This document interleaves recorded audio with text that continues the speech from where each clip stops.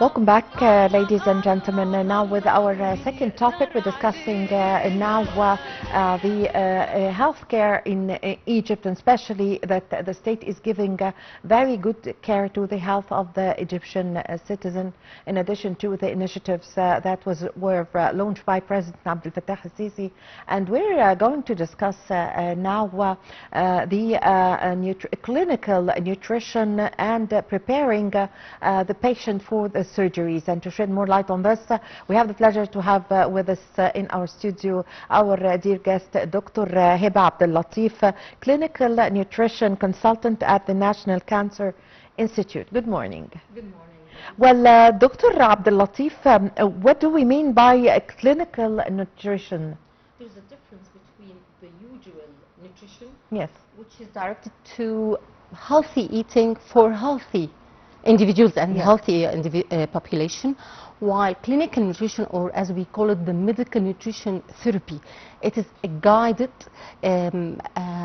evidence-based nutrition that is modulate and change the pathway or the disease itself during it is all of its stages, and it contributes to less complications, improvement of the survival and overall quality of life, and even decreases the length of stay if it happens that the patient is admitted to the hospitals. to that extent, the food is very important. Nutrition, I mean. Yes, and this is a very good important issue that you are... It make a patient recover?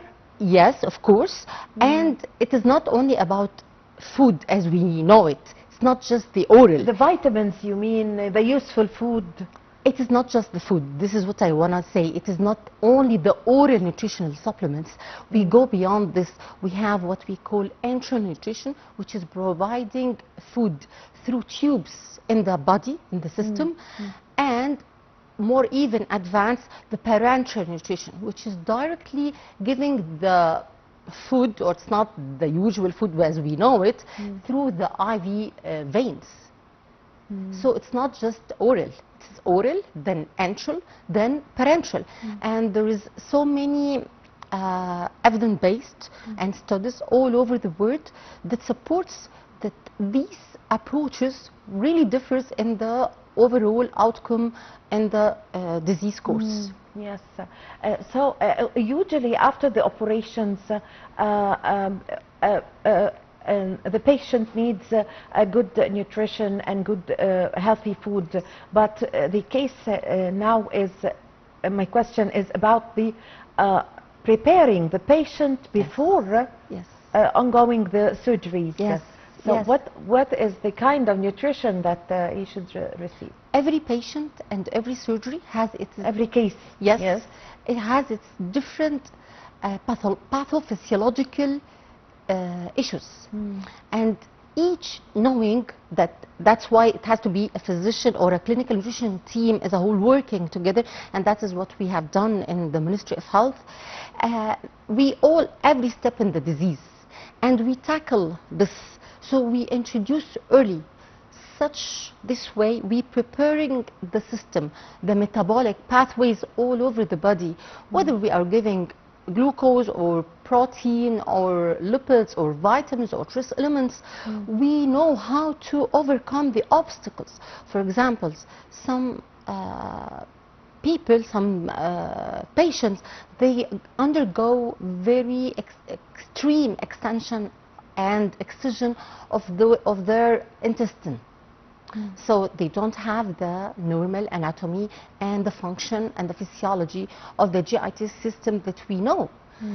Even if they eat food, even if they eat a big amount of normal food, they are not going to benefit from this. They have the massive diarrhea. So we have to go into other things. For example, burn patients. In the specialized medical centers that I am one of the committee there, we established 60 clinical nutrition units all over the country in the public hospitals that is under the coverage of the Ministry of Health. And it we had guidelines and protocols, policies and procedures. For example, how to manage the nutrition needs of the burn patients. which is totally different from the usual population. During the calculations, the protein needs, everything is totally different. There's also something that we call immunonutrition. So it is totally different. Cancer patient, for example, every stage during chemotherapy, during radiotherapy, preparation for the hospital, for the operation, and after the operation, every step has its intervention. Since you are, you mentioned the cancer, and you are at the National Cancer Institute. If someone have already cancer, what are the kind of food he should receive, and also to avoid this disease? We know that the sugar, I mean, the sugar is very harmful for us and may cause cancer, isn't it? Not actually. There is no specific evidence that sugar by itself. But it's harmful. It is for the body. Of course, which type? For the children, for the adults. We're talking about the artificial white sugar. Yes. In big amounts, because many patients, they come and they are depriving themselves from natural fruits, which contains natural sugar. Yes. No, natural sugars that come from God, which all with all these micronutrients and the vitamins and the minerals. No, we need it. So there's a big difference between the artificial big amounts of sugar with a different mechanism that alter the body, and the normal sugar.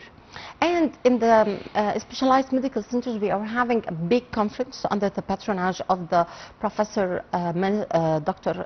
Khalid Abdel Ghaffar, the Minister of Health and Population, tackling these guidelines and the recent evidences with all the big professors from Egypt, and demonstrating success cases that really nutrition has a big impact on the all over the course of the disease.